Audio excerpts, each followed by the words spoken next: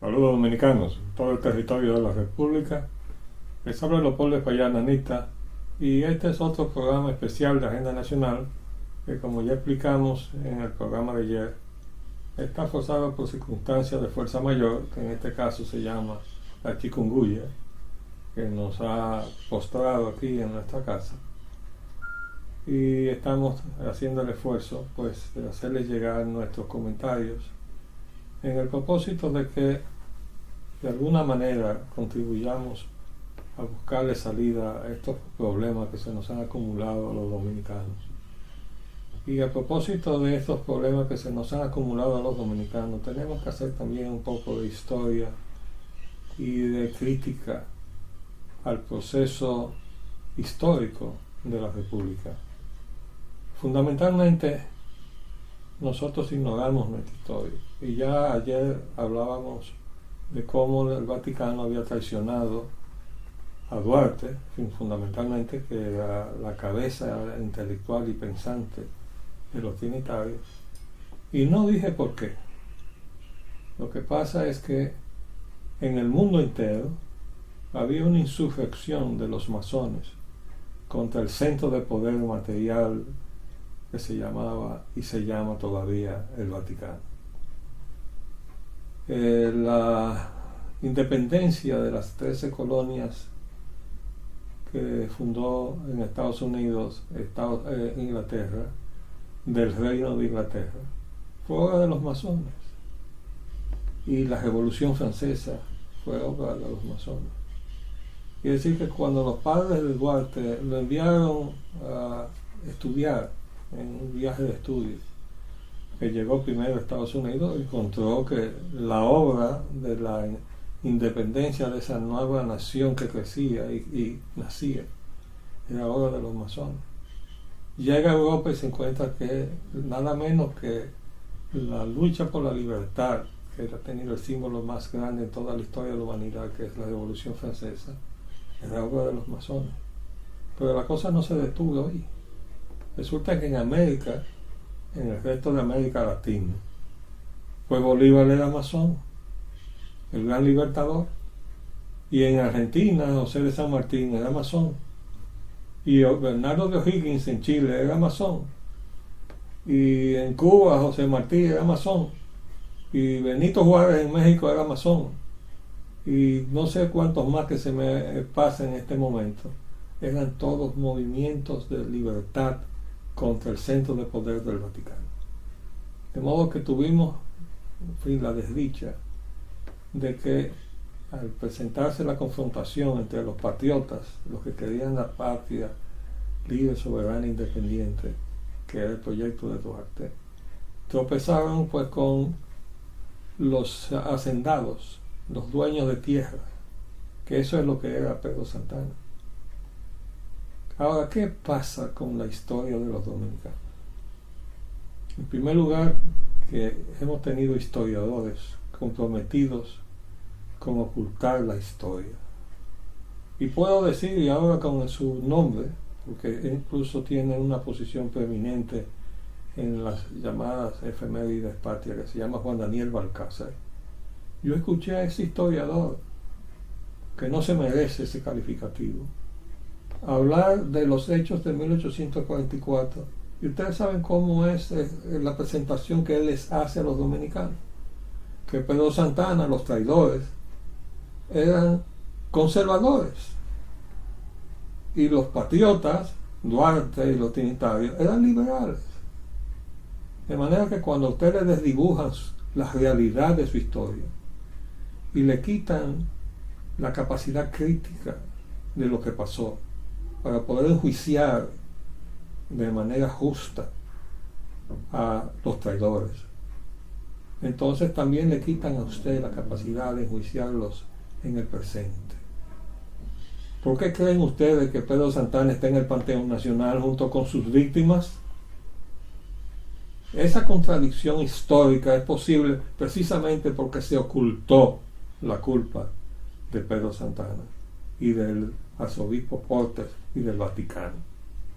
Entonces, por ese juego de los historiadores que están buscando siempre estar pues con bien, en buen talante con los poderes fácticos, bueno, pues han ocultado la historia de los dominicanos hasta el sol de hoy. Y yo digo, no con vergüenza, sino sencillamente con una demostración de honestidad, que yo tenía 82 años cuando me enteré de la verdadera historia de 1844. Si no hay una dominicana en Estados Unidos que se llama Argelia Tejada Yanguela, que intervino en un debate en el internet y dije que todo eso comenzó con la traición del arzobispo Porter, y ella dice, eso está recogido, la pastoral del arzobispo Porter, en el tomo 2 de la colección Centenario de Emilio Rodríguez de Moisés, páginas 47 a 55. Y yo con esos datos fui al Archivo General de la Nación y dije, yo necesito eso, y ahí apareció, y efectivamente entre las páginas 47 y 55 estaba la pastoral de la traición. No decía que, como se ha interpretado, que excomulgaba a Duarte, no. Lo que hacía era amenazar con la excomunión mayor a todos los católicos de la República Dominicana que no siguieran a Pedro Santana. Esa fue la tarea del Vaticano, a poner en el poder a Pedro Santana. Bueno, pues a todo lo largo de la historia hemos tenido episodios recurrentes del Vaticano enfrentados a los intereses de la República. Debo decir que uno de los más extraños es el de la memoria de la misión jesuita ahí en la frontera, en Dajabón. ¿Por qué? Porque cuando rindieron su informe de 1936 a 1957, cuando cerró la misión con el padre Santa Ana, bueno, pues en ese historial del 36 al 57, ahí no se menciona un solo muerto, y eso que la misión tenía sede en Dajabón, ni un muerto. ¿Qué se puede decir de ese informe? Lo menos que se puede decir es que, pues nada, ocultaba los hechos que se dicen que se produjeron, o sea, los muertos que ordenó Trujillo cuando los haitianos se negaron a retirarse del territorio nacional, y él les dio un ultimátum. Llegó la fecha, dijeron que no se iban, y entonces los mandó a matar. Y a todo el que se resistió a irse, los mandó a matar. Pues resulta que eso no está en la memoria de los jesuitas. Y esos jesuitas son los que tenemos ahora por delante nosotros, atacando al país. El Centro Bonó, que es una voz haitiana en República Dominicana, está organizada y en fin, administrada por los jesuitas, el Centro Bonó, y está mantenida económicamente con los fondos de la USAID y de todos esos organismos internacionales que tienen el propósito de la fusión de facto de los dos países. Bueno, pues nosotros vivimos bajo una agresión permanente. Tengo que felicitar al amigo líder Gutiérrez Félix, porque ha pedido a su gobierno que declare persona non grata y le dé 48 horas para retirarse del país a ese agente que se llama Álvaro, se dice que se llama Vargas Llosa, porque es hijo de Mario Vargas Llosa. Y no se sabe por qué tienen los mismos apellidos. El asunto es que, bueno, le ha pedido que se declare persona no grata y le den 48 horas para retirarse. ¿Por qué? Porque ese señor está al frente de ACNUR, que es una dependencia de las Naciones Unidas. Esa dependencia está organizada para defender a los refugiados de guerra. Es decir, cuando hay una guerra y los civiles huyen y se refugian a donde puedan, escapando a la guerra, bueno, esos se llaman refugiados. Y si son políticos, bueno, pues porque si los atrapan, pues lo fusilan por ser contrarios, por razones políticas. Entonces se protege a ese tipo de gente, a los civiles y a los políticos que corren riesgo en momentos de guerra, de conflicto. Pero ¿qué hace ACNUR aquí? ¿Dónde están los refugiados de guerra de aquí? No hay ninguno. Entonces, ¿qué hace el señor Vargas Llosa aquí? Pues sencillamente encabezando un evento que ahora está programado para nada menos que el día 17 de este mes, en La Haya, en la sede de la Corte Internacional de Justicia, que se llama la Corte Internacional de Justicia de La Haya, en Holanda. ¿Por qué? Porque le quiere hacer otro show a la República Dominicana, de que nosotros hicimos lo que se llama un ejercicio, dice José Juan Bolívar Díaz, ese enemigo de la República, que el presidente le entregó el otro día su premio de periodista del año, dice que fue un genocidio lo que se hizo con la sentencia del Tribunal Constitucional. Y ese señor de ACNUR entonces está montando ahora un episodio nuevo de agresión a la República el día 17.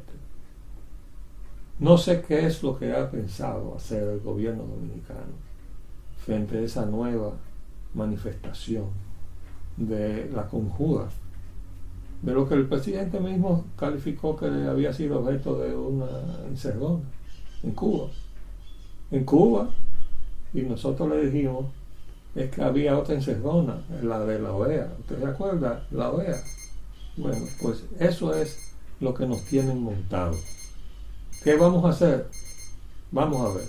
Vamos a hacer un paréntesis y volvemos en un momento.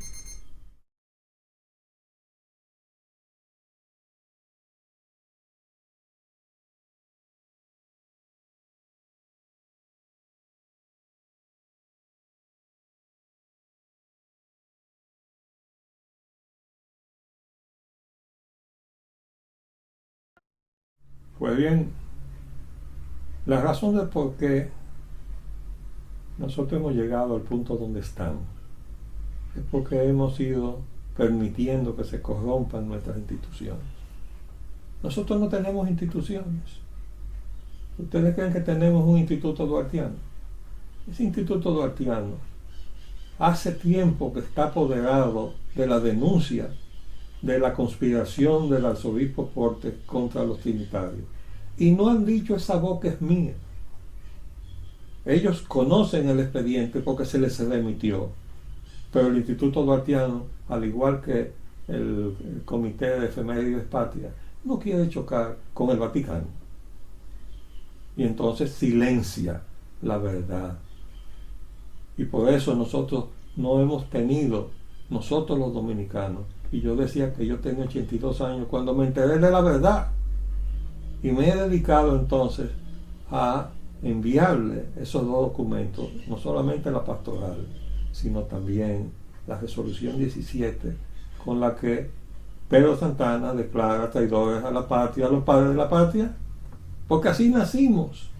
Y eso no se nos enseña en las escuelas, se nos oculta. ¿Y dónde está la divulgación del Archivo General de la Nación? ¿Por qué los directores del Archivo General de la Nación no han hecho de esos dos documentos un esfuerzo de divulgación a los dominicanos? No, claro, boca cerrada, ¿verdad? Para conservar el caballito del Archivo General de la Nación. Bueno, pues tampoco tenemos migración. Usted sabe lo que nos acabamos de enterar, que aquí hay un iraní que está metido aquí junto con otros hindúes y fulanos que vienen de todas partes del mundo, pero lo está persiguiendo Estados Unidos porque tiene que ver con ese avión que desapareció allá en Malasia, ese iraní. Hoy, ¿cómo fue que ese tipo entró aquí? Al director de migración que me explique como ciudadano cómo rayos es que entran tantos delincuentes a la República Dominicana. Él es director de migración. ¿Hay migración aquí o no hay migración? Yo digo que no hay, porque a cada rato viene Interpol y se lleva nada menos que a jefe de la mafia italiana, como el otro día. Hoy, ¿cómo entraron aquí? Es lo mismo que está pasando con las Fuerzas Armadas Dominicanas. Desde luego no voy a criticar a los que acaban de entrar a control de las Fuerzas Armadas Dominicanas. Hay que darle un poquito de tiempo para ver si van a fallar igual que los que se fueron. Y nosotros no podemos subsistir como nación cuando nuestras instituciones flaquean por corrupción. ¿Está claro? Pues entonces, así tenemos nosotros instituciones corrompidas y tenemos situaciones como la que se nos avecina ahora, el día 17, que no sabemos qué es lo que va a hacer el gobierno dominicano, porque no tenemos Cancillería. Ahora hay una crisis porque la Cancillería estaba en manos de los reformistas y ahora limpiaron ahí en la Cancillería una cantidad de vagos que había. Y bueno, pero aunque no hubiera vagos, la cabeza de la Cancillería era un norteamericano. Carlos Morales Troncoso nació en Nueva Orleans. ¿Cómo podemos nosotros tener una defensa de la soberanía de la República si tenemos a un extranjero en la Cancillería? Bueno, pues eso sucede de la misma manera como teníamos el director de migración a un ejecutivo pensionado de la Fatovich. ¿Y cómo quería el presidente Medina que la gente viera la actitud de la presidencia de la República si ha nombrado a ese señor ahí? Pues tenía que verlo bajo sospecha. Como estuvo a punto de dársele en la aprobación de la conspiración de Bahía de las Águilas. Eso iba a pasar si no se paran una actitud honrosa la hija de Piqui Lora y su tío Ruchi Lora y otros periodistas y van y hacen en el Palacio Nacional. Eso hubiera pasado. Hoy, ¿qué está incubándose ahí dentro del Palacio Nacional? Y por eso le estamos reclamando al presidente que limpie el Palacio Nacional, que así no se puede gobernar. Presidente, a base de buena gente no se puede gobernar un país. Se necesita tener primero una convicción íntima de compromiso con la nación, porque daría vergüenza, yo sentiría mucha vergüenza si yo con una banda tricolor terciada en el pecho me pusiera a cantar el himno nacional mientras estoy traicionando a la República, que es lo que hacen los presidentes cada vez que van al Congreso Nacional y tienen que oír cantar el himno nacional con la banda tricolor terciada en el pecho. Entonces de eso se trata, que no podemos seguir haciendo espectáculos. Y nosotros tenemos por delante la necesidad de rescatar a la nación. Por cierto, quería hacer un comentario, aunque un poco humorístico, porque los problemas que hemos tenido con la regularización, que ahora resulta que va a fracasar, según dice el Centro Bono, pues el sitio donde se estaban recopilando o reuniendo los haitianos para conseguir los documentos de su embajada, eso creó un problema en Gascue. Ahora lo mudaron a la zona industrial de Herrera. Yo tenía un lugar para recomendar que me parecía muy apropiado, frente a la nueva embajada de Estados Unidos, allá del otro lado de la acera, ahí montarle el sitio a donde los haitianos fueron. ¿Por qué? Porque están protegidos por el gobierno de los Estados Unidos, que no está obedeciendo al pueblo de los Estados Unidos, que por cierto está en una crisis que preocupa. ¿Por qué? Porque es que ha habido hasta rumores o versiones de un atentado contra el presidente Obama. ¿Ustedes creen que lo que está pasando en Estados Unidos es poca cosa? Han decapitado a 2 periodistas, o sea, desafiando a lo que es el poder bélico de los Estados Unidos. ¿Por qué? Bueno, no es este el momento de entrar ahora a analizar por qué Estados Unidos está metido en la situación en que está. Eso lo podremos quizás hacerlo en otro momento. Pero lo cierto es que hay una situación crítica, preocupante, una economía en el suelo. La deuda más grande del mundo la tiene el gobierno de los Estados Unidos de América, porque los ricos de Estados Unidos se negaron a pagar sus impuestos, tan simple como eso, Y se fueron de Estados Unidos a viajar por el mundo a buscar salarios de hambre para no pagar el salario federal que le impone por ley en los Estados Unidos a los empleados. Eso es lo que tiene quebrado a los Estados Unidos. Pero ahora, junto con los problemas económicos, tenemos los problemas políticos y de otra índole. ¿Por qué? Porque, como decía yo hace ya unos días, en Estados Unidos hay una guerra civil que está ahí, debajo de la piel todavía. La guerra civil entre el norte y el sur, que lo ganó el norte, lo perdió el sur, y el sur nunca ha perdonado al norte haberle ganado la guerra. Esas eran dos naciones diferentes, que otro día vamos a analizar en profundidad, para que se entienda todos los conflictos que nos llegan a nosotros como país dependiente, que no nos atrevemos a ser un país, no nos atrevemos a ser un gobierno, no tenemos control de nuestra soberanía. Y encima de todo eso, bueno, pues tenemos todo lo contrario, funcionarios que están doblegados alegremente a la dominación extranjera, a todo, sea la economía extranjera, todo lo que venga de fuera a apoderarse de la riqueza dominicana, que pase, adelante, qué bien, ¿eh? Y lo que es peor, hemos corrompido el sistema democrático. Y si no, no se explicaría porque el PRD está vuelto la etcétera que es. Bueno, ustedes saben por qué.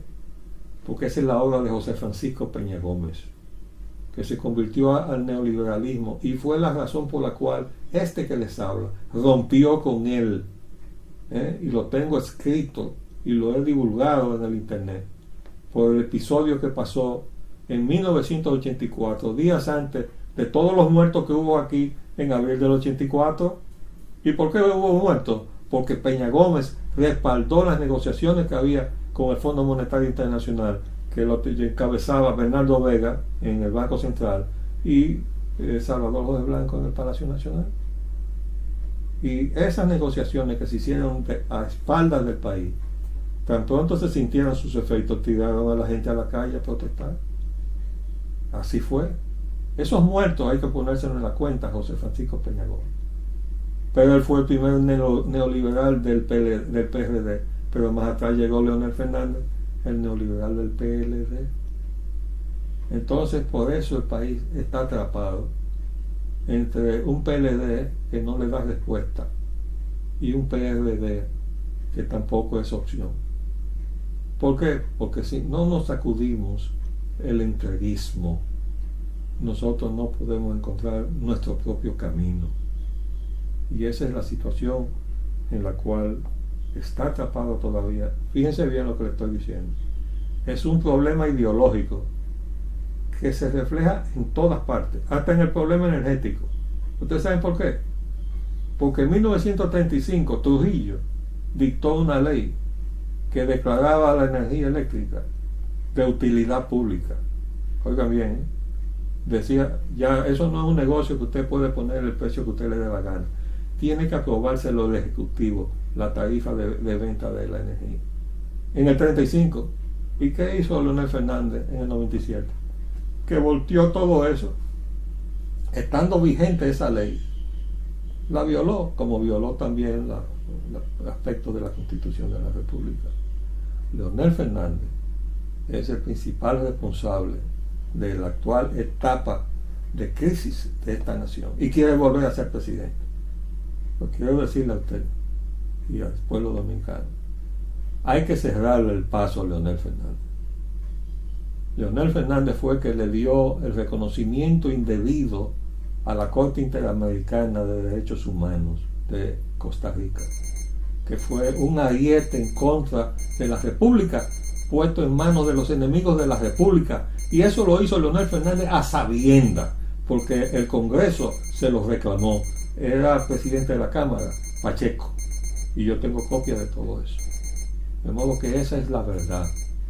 Y como decía el Señor, la verdad nos hará libres. Pues busquemos la verdad.